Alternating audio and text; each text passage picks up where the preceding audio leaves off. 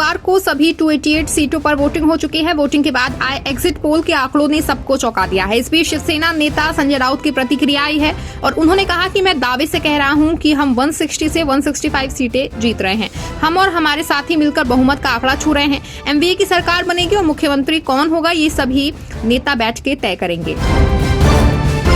महाराष्ट्र के नागपुर जिले में बुधवार को वोटिंग के बाद एक जोनल अधिकारी की कार पर पथराव करने का मामला सामने आया है। इसकी वजह से जोनल अधिकारी की कार क्षतिग्रस्त हो गई है। मामले को लेकर नागपुर के ज्वाइंट सीपी निसार तंबोली की प्रतिक्रिया सामने आई है। महाराष्ट्र की सभी 288 सीटों पर बुधवार को मतदान खत्म होने के बाद उम्मीदवारों की किस्मत ईवीएम में बंद हो गई है। 23 नवंबर को चुनाव परिणाम आने के बाद राज्य में सरकार बनाने को लेकर सियासी तस्वीर साफ हो जाएगी। इस बीच एग्जिट पोल के नतीजों को लेकर लगातार चर्चा जारी है। एनसीपी नेता और मंत्री छगन भुजबल ने दावा किया है कि प्रदेश में फिर से महायुति की सरकार बनने जा रही है।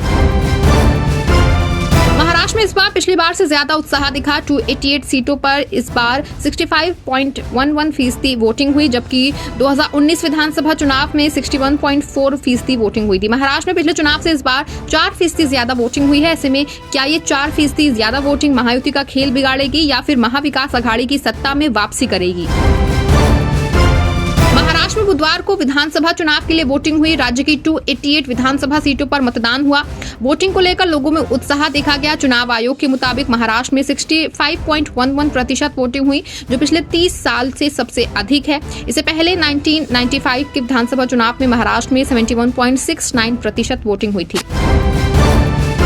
महाराष्ट्र के उप मुख्यमंत्री देवेंद्र फडणवीस ने संघ प्रमुख मोहन भागवत से मुलाकात की है। दोनों की मुलाकात बुधवार को विधानसभा चुनाव के लिए डाले गए वोटों के बाद हुई। ये मुलाकात नागपुर स्थित संघ मुख्यालय में हुई। फडणवीस और मोहन भागवत वोटिंग के लिए नागपुर में ही थे। वोटिंग के बाद दोनों के बीच चुनाव को लेकर चर्चा हुई।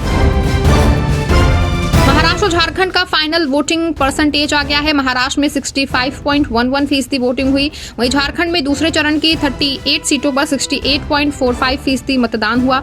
महाराष्ट्र में सबसे ज्यादा मतदान कोल्हापुर में तो सबसे कम वोटिंग मुंबई सिटी में हुई है। झारखंड में सबसे ज्यादा मतदान जामताड़ा तो सबसे कम मतदान बोकारो में हुआ है। भारतीय जनता पार्टी के राष्ट्रीय अध्यक्ष जेपी नड्डा ने महाराष्ट्र के नवी मुंबई में आयोजित चुनावी रैली में अपना संबोधन दिया और उन्होंने कहा कि महायुति का मतलब महाराष्ट्र की प्रगति है। नड्डा ने बताया कि बीजेपी और एनडीए के शासन में विकास किस तरह हुआ है और उन्होंने ये भी कहा कि महायुति की सरकार के आने से महाराष्ट्र की अर्थव्यवस्था और आगे बढ़ेगी। महाराष्ट्र में विधानसभा चुनाव की वोटिंग के बीच धुले जिले में एक ट्रक ने 10,000 किलो से ज्यादा चांदी सीज कर दी गई है। जब्त की गई चांदी की कीमत करोड़ों रुपए में बताई जा रही है। इसकी जानकारी इनकम टैक्स विभाग और चुनाव आयोग के अधिकारियों को दी गई थी।